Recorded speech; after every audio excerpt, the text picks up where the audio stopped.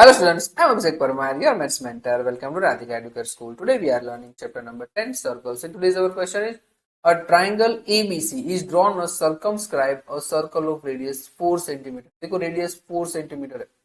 Such that segment BD and DC into which BC divided by the point of contact. ये point of contact से divide हो रहे हैं. Contact D are length 8 cm and 6 cm. 8 cm respectively. Find the side of AB and AC. AB और AC हमें find करना है. Done है. अब देखो यहाँ पे मैं कोई रेडियस है तो मैं इनको नाम दे देता हूँ. पर ये क्या, ये मैंने रेडियस ड्रॉ करके रखी है. डन. तो यहाँ पर नाम दे देते P, तो यहाँ पर नाम दे देते हैं. डन है. और अगर ये रेडियस है तो इन सभी की वैल्यू सेम होगी. डन है. चलो जो जो डेटा हमारे पास है वो लिखते थे. और देखो ये एक एक्सटीरियर पॉइंट है C, B और A. एक एक्सटीरियर पॉइंट है और एक्सटीरियर पॉइंट से सर्कल तक का डिस्टेंस सेम होता है. अगर ये 6 है तो ये भी क्या हो जाएगा 6. ये 8 है तो ये भी क्या हो जाएगा 8. और इन दोनों का तो कुछ पता नहीं है तो फॉर एग्जाम्पल x ले लेते हैं. डन है. तो इतना डेटा हमारे पास हो गया और यहाँ पे गुजराती में लिखा है सेंटीमीटर. डन. राइट. अब देखो जो डेटा हमारे पास है वो लिख लेते हैं. PC is equals to CD is equals to 6 centimeter and PD plus नहीं equals to PQ is equals to 8 centimeter. Theorem 10.2. Done है. पूरा लिख देता हूँ. और एक वैल्यू भी है AP और PQ भी लिख देता हूँ. AP is equals to PQ equals to X centimeter because of theorem 10. यहाँ तक कितना डन है. अब देखो AB और AC मुझे फाइंड करना है. तो सबसे पहले मैं इस बड़े से बड़ा जो पूरा ट्राइंगल AB से उसका एरिया फाइंड करता हूँ. अब बोलो सर एरिया किस तरह से फाइंड करोगे, हमारे पास तो ना बेस है ना हाइट है और पता भी नहीं है कि राइट एंगल है या नहीं. तो याद करो कि मुझे इतना पता है कि मेरे पास हेरोन्स फॉर्मूला है, मैं उससे फाइंड कर सकता हूँ. है ना. तो हेरोन्स फॉर्मूला से फाइंड कर रहे तो सबसे पहले हेरोन्स फॉर्मूला में क्या फाइंड करना होता है, सेमी पेरीमीटर.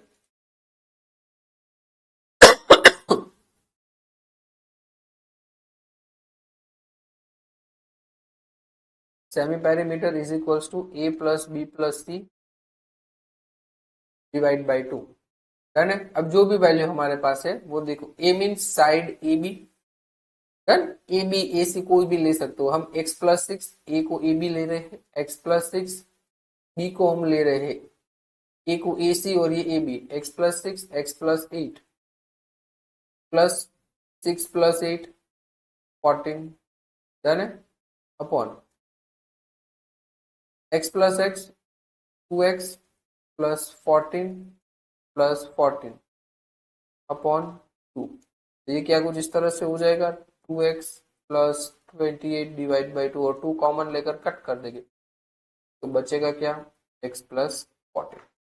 यहाँ तक डन है. अब फाइंड कर रहे हैं एरिया. एरिया का फॉर्मूला सबको क्लियर होना चाहिए स्टूडेंट्स, ये हम पढ़ के आए हैं. s into bracket s minus a s minus b s minus. Done है ना. चलो s क्या था x प्लस 14. s क्या है वापस ब्रैकेट में s है ना, तो ये x प्लस 14. मैं वैल्यू डायरेक्ट पुट कर रहा हूँ. a की वैल्यू क्या थी, हमने x प्लस 6 लिया था. डन है. अब देखो अगर ब्रैकेट में बीच में देखो माइनस की साइड दोनों माइनस हो जाए, माइनस एक्स माइनस 6. डन है. सेकेंड में s as it is x plus 14. b क्या लिया x प्लस 8 तो वो माइनस एक्स माइनस 8 हो जाएगा. डन है. और c देखो हमने क्या लिया 14. ये x प्लस 14 माइनस 14. डन. ये ब्रैकेट ओवर. चलो इसे सॉल्व करते हैं. ये x प्लस 14 ये क्या हो जाएगा x और x तो यहाँ से कट, x और x यहाँ से भी कट, यहाँ से ये 14 कट. अच्छा है. 14 माइनस 6 8, 14 माइनस 8 6, यहाँ पे कुछ बचा। तो देखो कुछ इस तरह से ब्रैकेट सॉरी ये अंडर रूट के अंदर इतनी वैल्यू रह जाएगी x प्लस 14 और 48x। अब इसे आगे हम सॉल्व नहीं कर सकते, हम नाम दे दे इक्वेशन 1। डन है, राइट। अब देखो पीछे के फिगर में आ जाओ, यहाँ पर थोड़ी सी कंस्ट्रक्शन बाकी है, मतलब ये हम ड्रॉ किया है पी एक्स। अब देखो मैंने सर्कल में से ए से ओ तक ज्वाइन किया है, ओ से सी तक और बी से ओ तक। ये हमें पता है ये क्या होता है, राइट एंगल होते हैं, तो ये भी 90 डिग्री, ये भी 90 डिग्री और ये भी 90 डिग्री। डन। अगर ये राइट एंगल ट्राइंगल है, अगर ये राइट एंगल ट्राइंगल है तो इन सभी में बेस इंटू हाइट का फॉर्मूला मैं लगा सकता हूँ। डन। तो देखो मेरे पास ये एरिया है, area of triangle A B C, area of triangle A B C, ये तीन इक्वल पार्ट में डिवाइड हो गया। तो मैं लिख सकता हूं कि भाई area of triangle A O C plus area of triangle A O B plus area of triangle C O B. Done है, लिख सकते हैं is equal of area A O C. देखो ए ओ सी ये वाला पार्ट, इसमें base क्या है ए सी, तो फॉर्मूला क्या होता है 1/2 बेस ए सी, हाइट क्या है ओपी। अब ए ओ बी में देखो ए ओ बी ये वाला राइट हैंड साइड वाला ट्राइंगल, बेस क्या होगा ए बी, 1/2 ए बी, यहाँ पे ब्रैकेट कर देता हूं ताकि कंफ्यूजन ना हो, multiply by O Q. Done है, यहाँ पर भी 1/2 सीओबी में बेस क्या होगा बीसी और ओडी। चलो वैल्यू पुट कर देते हैं, ये 1/2 ईसी की वैल्यू x प्लस 6,